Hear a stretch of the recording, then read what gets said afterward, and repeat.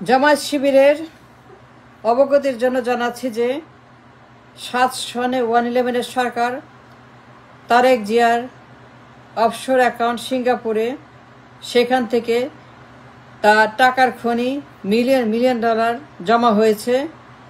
অবৈধ টাকা, যার কোনো সোর্স নাই, সেই টাকা 21 কোটি টাকা 111 সরকার ফেরত আনছে সিঙ্গাপুর থেকে মানি লন্ডারিং আইনে। আন্তর্জাতিক মুদ্রা পাচার আইন, আন্তর্জাতিক মানি লন্ডারিং লতে তারেক জিয়ার গোপন অ্যাকাউন্ট থেকে 111 সরকার তদন্ত করে প্রমাণ সাপেক্ষে 21 কোটি টাকা রিটার্ন আনছে তারেকের বিদেশে সিঙ্গাপুরে অফশোর অ্যাকাউন্ট থেকে। গোপন অ্যাকাউন্ট, ইনভিজিবল অ্যাকাউন্ট,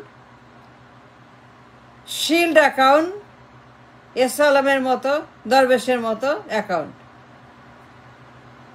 তারেক জিয়ার অ্যাকাউন্ট ঠিক দরবেশ এসালামের চাইতে কোনো অংশে কম নয়, বরং বেশি। 3, 4, 5, 6 এই সনে যখন তার mother PM of the nation, তখন হা ভবনের এই তারেক জিয়া হা ভবনে বসে চাঁদাবাজি, টেন্ডারবাজি, দুর্নীতি, পাচার এইগুলা করে সিঙ্গাপুরে তার টাকা পাঠিয়েছে। সেই টাকা, অবৈধ টাকা ধরা পড়েছে 111 সরকারের আমলে। 111 তখন সিঙ্গাপুর সরকারকে চিঠি দিয়েছে with the source of the money.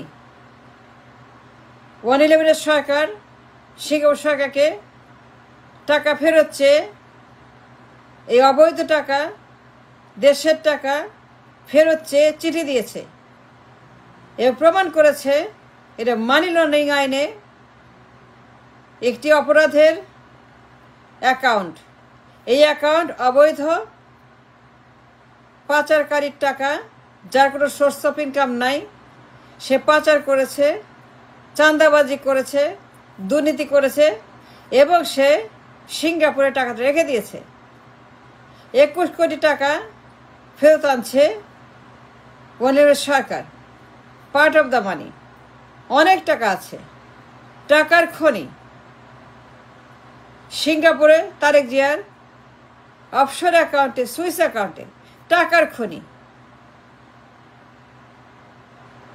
7 সনে মাত্র 21 কোটি ফেরত আসছে। And this money is enough to prove. 21 কোটি is more than enough to prove. 21 কোটি টাকা সিঙ্গাপুর সরকার যখন ফেরত দিল, যখন তারা স্বীকার করলো যে ইয়েস তারেকের অ্যাকাউন্ট আছে, সেখানে টাকা আছে, সেখানে অবৈধ টাকার পাহাড়, টাকার খনি আছে, যখন তারা সেটাকে অ্যাডমিট করলো Singapore Sarkar, the truth based on facts and documents from Dhaka, টাকার অরিজিন, পাচারের যে source of origin of the অবৈধ পাচার, লন্ডারিংয়ের টাকা, যখন তারা দেখলো যে ইয়েস ইট ইজ ট্রু, তখন টাকা রিটার্ন দিল সিঙ্গাপুরের সরকার। তারা কখনোই রিটার্ন দেয় না, they never return unless there is a proof. সিঙ্গাপুরের সুইস অ্যাকাউন্টের টাকা they never return or refund to the party unless they have the concrete, solid, undeniable proof that it is stolen money. এই টাকা অবৈধ, এই টাকা পাচার, এই টাকা কোনো সোর্স নাই। অনলি দেন তারা ফেরত দেয়। আদার দেন দ্যাট, প্রমাণ না থাকলে পরে বিয়ন্ড এ ডাউট, আনডিনায়েবল, প্রমাণ ছাড়া কখনোই তারা ফেরত দিবে না। কিন্তু ইন দিস কেস, তার কেস সিঙ্গাপুর সরকার বাধ্য হয়েছে, because they found out the truth যে এই টাকা লন্ডারিং হয়েছে, মানি লন্ডারিং এর টাকা তারা ফেরত দিয়েছে, because they could not keep it. 21 কোটি ফেরত দিয়েছে, আরো মেলা টাকা আছে। এই টাকা তার সুইস ব্যাংকের টাকা, অফশোরের টাকা, গোপন অ্যাকাউন্টের টাকা, তারেক জিয়ার গোপন অ্যাকাউন্ট সিঙ্গাপুরে। জামায়াত শিবিরকে বলছি, আবারও বলছি ফর দ্য নলেজ,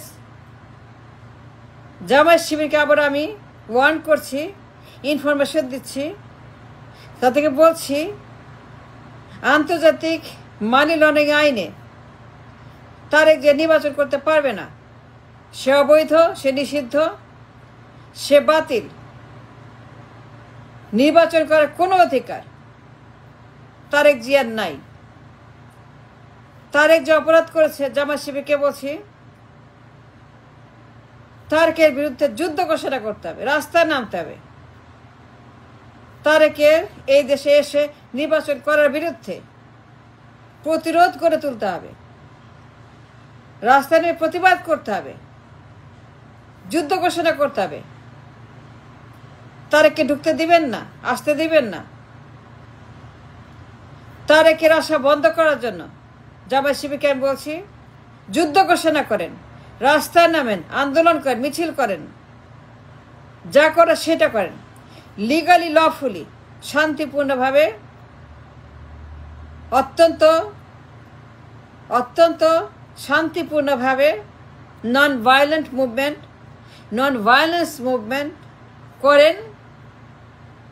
নীরবে আপনারা আন্দোলন করেন, কথা না বলে আন্দোলন করেন, স্লোগান ছাড়া আন্দোলন করেন, খালি হাঁটেন, পতাকাতে হাতেন, রাস্তায় নামেন, নীরবে না বলে একদম সাইলেন্স, নন ভায়োলেন্স মুভমেন্ট করে, গান্ধীর মতো নন ভায়োলেন্স মুভমেন্ট করে এই শক্তি আদায় করেন, সঞ্চয় করেন।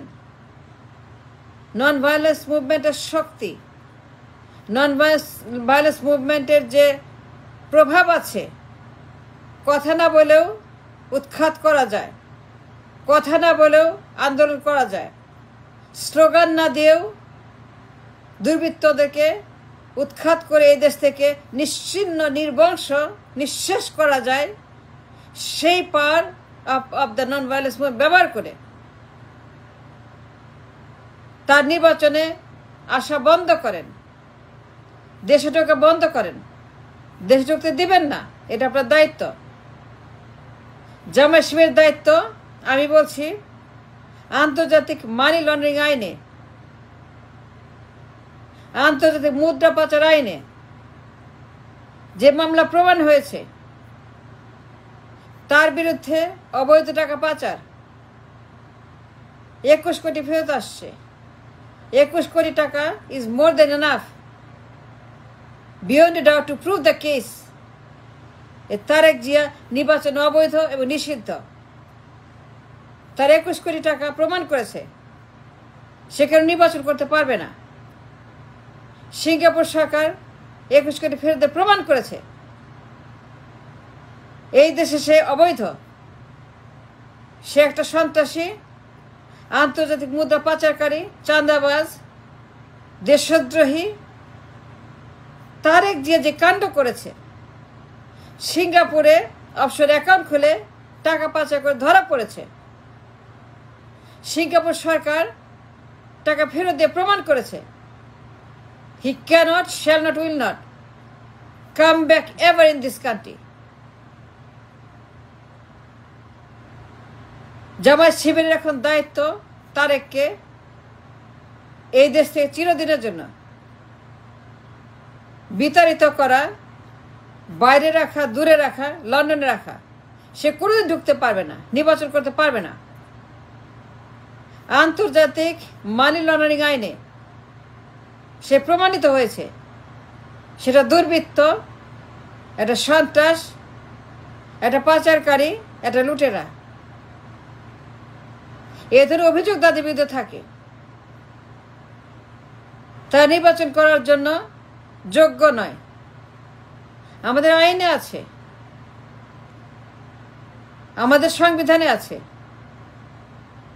আমাদের আদালতে তার কেস রেফারেন্স আছে, মামলা হয়েছে, তদন্ত হয়েছে, 250 পৃষ্ঠা রিপোর্ট আছে এগেইনস্ট হিম। 250 পৃষ্ঠা তদন্ত রিপোর্ট, তার পাসপোর্টের কপি, ক্রেডিট কার্ডের কপি, ব্যাংকের নাম, ঠিকানা, এভরিথিং, দলিল পত্র সব আদালতে জমা আছে।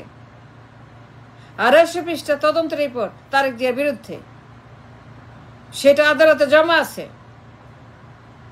সেটা কাজে লাগাইতে হবে। সেটাকে ইন অ্যাকশন রাখতে হবে।